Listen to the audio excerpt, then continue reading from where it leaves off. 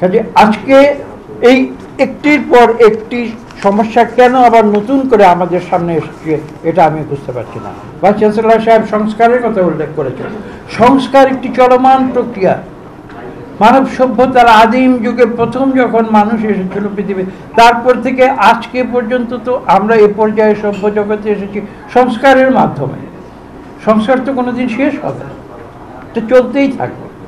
কাজে আমি আগে সংস্কার করব তারপরে অন্য কিছু করব, এটা তো হতে পারে না। এটা মানব জীবন যতদিন প্রবাহমান থাকবে সংস্কার চলতেই থাকবে, সংস্কার চলতেই থাকবে। এবং এই চলমান সংস্কারের ভেতর দিয়েই কিন্তু আমাদের পৃথিবীতে আমাদের যে চলমান কার্যক্রম সেটা পরিচালনা করে যেতে হবে।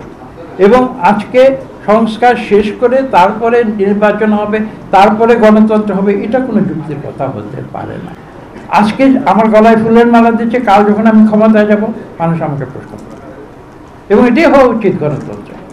অন্তর্বর্তীকালীন সরকার, তাদের মূল দায়িত্বটি কি আমাদের বুঝতে হবে। বাংলাদেশের মানুষ কি চায় সেটা বুঝতে হবে।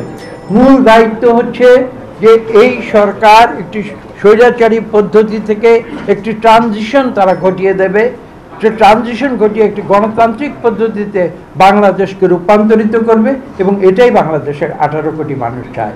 আমি যদি ভুল বলে থাকি আমাকে সংশোধন করতে। এত বড় একটা আত্মত্যাগের পরে জাতি যেখানে, আমি বলবো বাংলাদেশে নয় বিশ্বে একটি ইতিহাস সৃষ্টি করছে, তারপরে আজকে 6 মাসের মাথায় আমরা কোথায় এসে যাই? মানুষ কেন প্রশ্ন করছে?